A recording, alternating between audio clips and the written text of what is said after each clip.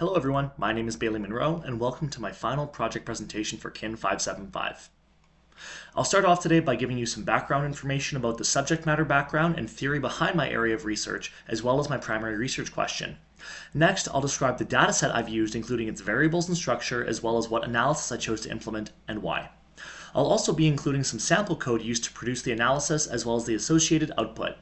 Next, I'll be reporting my test results, talking about what tests I ran, the effect estimates, as well as other relevant statistical values around confidence intervals and significance. Finally, we'll talk about the application of these results to the research question, the strengths and limitations of the research itself, and some next steps for where future research might take us in this area. First, an introduction. Every year, competitive swimmers log thousands of hours training and pursuing a return on their training investment in the form of modest improvements on their personal best times. Yet, the magnitude of these expected improvements are often unknown, leading swimmers to adopt arbitrary expectations that may be either unrealistically optimistic or discouragingly low. One method of representing a swimmer's return on their training investment is through an annual improvement rate, which is typically sex and age group specific. However, many of these longitudinal studies only follow the swimmers that went on to perform at the highest levels of the sport, creating a large survivorship bias and failing to describe the vast majority of swimmers that are outside the upper echelons of performance. The value in expanding this work to include swimmers at different percentiles and age-specific performance levels across the development pathway is that eventual elite and sub-elite swimmers can exhibit similar performance levels even into late adolescence. Therefore, the proposed work could be used to generate both immediate and longer-term goals to give athletes a realistic sense of what is possible given their current standing. The hypothesis behind this research is there may be a statistically significant difference between swimmers of different ages and percentiles, thus providing a wider envelope of potential performance development compared to a narrow single trajectory path progressing from the swimmer's position at a single age performance combination. Broadly, the research question for this work is, how do the relative improvement rates of Canadian swimmers vary according to age and percentile, with an eye on capturing any generalizable trends that may be observed centered on any combination of the age and percentile parameters.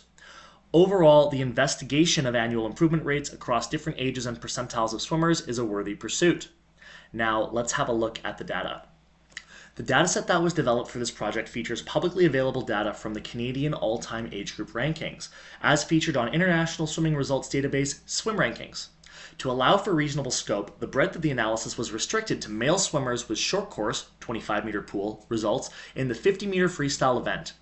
Given the need to look at the differences in improvement rates across different ages and performance levels, swimmers were analyzed across the 11-12 and 15-16 age groups, and additionally across the 100th and 80th percentiles.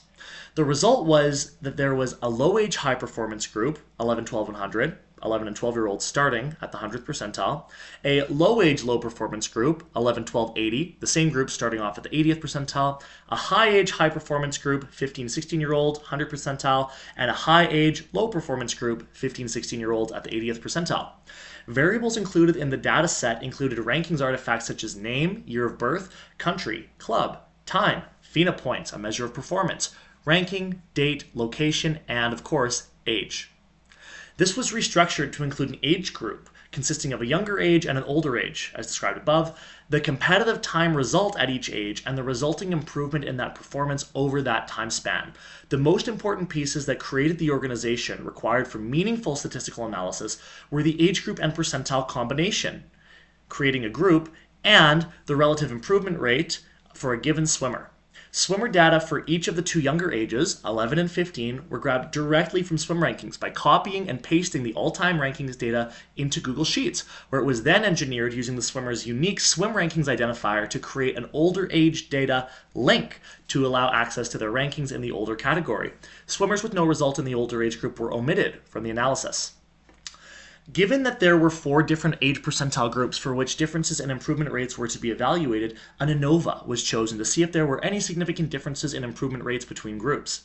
If there were significant differences between groups, post hoc analysis would be done with a Tukey HSD test to examine the significance and magnitude of the differences between the various groups by factor.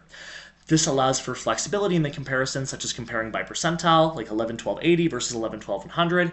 Age, we could look at 11, 12-year-olds at 100 versus 15, 16-year-olds at 100, or multiple factors at once, such as comparing 11, 12-year-olds at 80% versus 15, 16-year-olds at 100%. An initial pilot was done using 25 swimmers in each percentile group before expanding the scope to include 100 swimmers per percentile group, for a total of 400 swimmers across each of the 4 groups. Analysis was done by importing a CSV file into RStudio, and the R code used to run the statistical tests and the relevant test output will be included for reference. Here's the R code written to test annual swimmer improvement data for significance between groups according to age and percentile. The data is initially processed through an ANOVA before being tested further using a Tukey HSD test as included in R. Next, we have the output from the ANOVA and Tukey HSD test performed on the swimmer annual improvement data. Groups are split by age group and percentile, investigated for statistically significant differences between groups, and examined on an individual basis. Now, let's have a look at some of the results of the analysis. The ANOVA analyzing for any differences between the 4 age and percentile combination groups revealed a statistically significant difference between groups, 2 times 10 to the negative 16 for the p-value.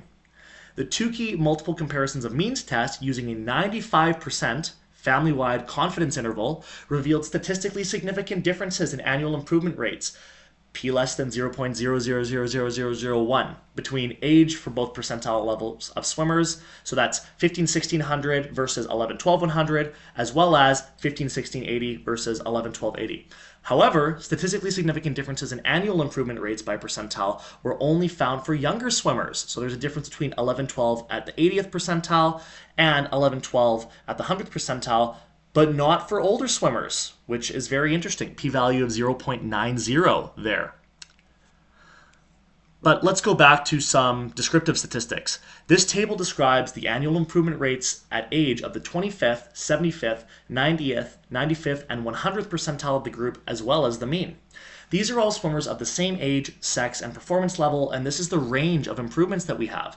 Descriptive statistics showed mean annual improvement rates of 8.52 for the higher level younger kids, 15.28 for the lower level younger kids, 2.33% for the best older kids, and 2.83% for the older kids at the 80th percentile. The observed annual improvement rate of 15.28% per year for 11 to 12-year-old swimmers at the 80th percentile is far higher than the 5% per year estimate provided by the research. To a young swimmer at the 80th percentile, one could realistically project a 15.28% improvement rate from a time of 34.6 seconds to 29.3 seconds in a year, rather than the conventional 5% improvement to 32.9 seconds, derived from elite swimmers. Likewise, an older swimmer at the 80th percentile performing at the 26.5 level for 50 freestyle may know that on average they would improve to a 25.8, which is a comparable expectation of a 24.0 swimmer advancing to a 23.4. However, there's also a range within the annual improvement distribution, and some swimmers manage to outperform these marks. For example, 5% of 15 to 16-year-old swimmers at the 80th percentile improved by 6.65%, which is 2.3 times the expected mean improvement for that age percentile combination. Now, let's look at the statistical results that describe the differences between these groups. The proportions of difference each represent a difference in annual improvement rate. For example, between 11-12-80 and 11-12-100, there's a difference of 6.76% in annual improvement, with 11-12-80 having an average annual improvement rate of 15.28% per year, and then the higher percentile group, 11-12-100, having 8.52% per year. The higher improvement rate group in the comparison has been denoted with a plus sign, and the lower improvement rate group with a minus.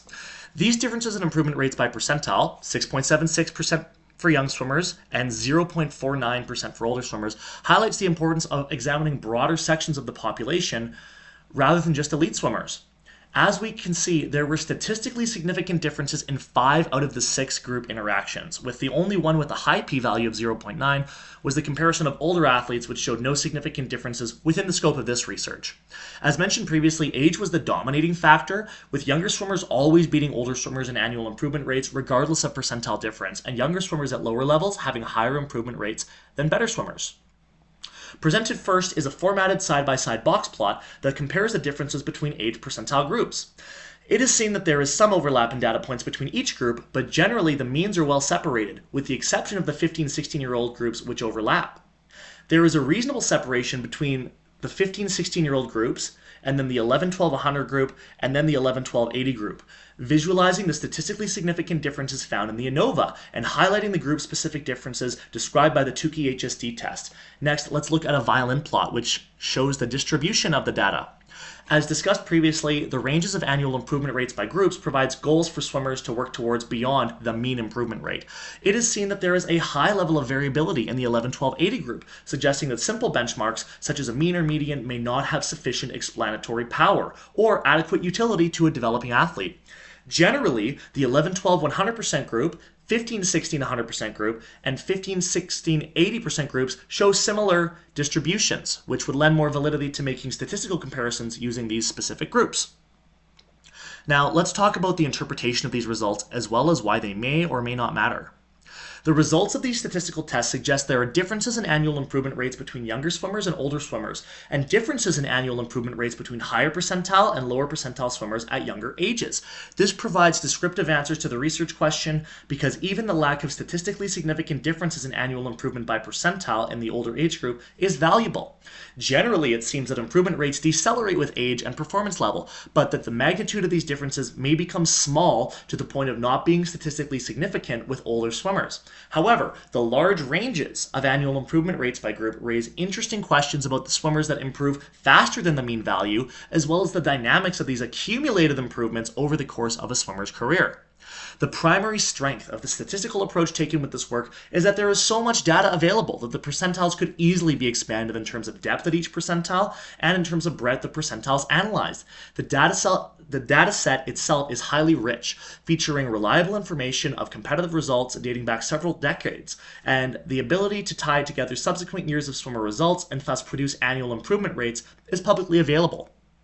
The work is highly applicable to both future research as well as practical use on deck for swimmers, coaches, and even administrators, and with 100 swimmers included in the dataset for each group, the sample size is reasonable enough to pursue statistical testing. The work is limited around the variability in the younger group's data, and this violating some of the statistical assumptions required for proper ANOVA testing. The variance of the 11-12-80 group is so high, with average improvement rates that are double that of the higher percentile group and a much larger range overall. The work also required manual scraping of swimmer data and generation of hyperlinks to access the next year's data, while an automatic approach would be preferable for both error handling and increasing the size of the dataset. This approach also only looks at a one-year slice of swimmer development rather than their trajectory as a whole. It does not truly account for maturation, any relative age effect, home training environment, or anything else that might influence the results of an adolescent athlete. To continue to expand upon this work, future research should be done to identify the factors that lead to sustained outperformance of baseline improvement rates, which may lead to higher performance levels as a senior athlete. Factors such as swimmer clubs or provinces could be included in the analysis to investigate geographic effects on improvement. Given that only two percentile groups, 80 and 100%, as well as two age groups, 11, 12, and 15, 16, were investigated, this could be expanded to be more granular on a percentile level, such as 96, 7, 8, 9, and then 100, or more inclusive on an age group level, such as adding 12, 13, 13, 14, or 14, 15. In conclusion, this work provides a baseline look at the previously unexplored area of differences in improvement rates according to performance percentile and expands upon previous age-related research by providing broader benchmarks for improvement to inspire the next generation of swimmers. Thank you very much for watching my presentation. I really enjoyed every element of this project, and I look forward to pursuing it further in KIN 596.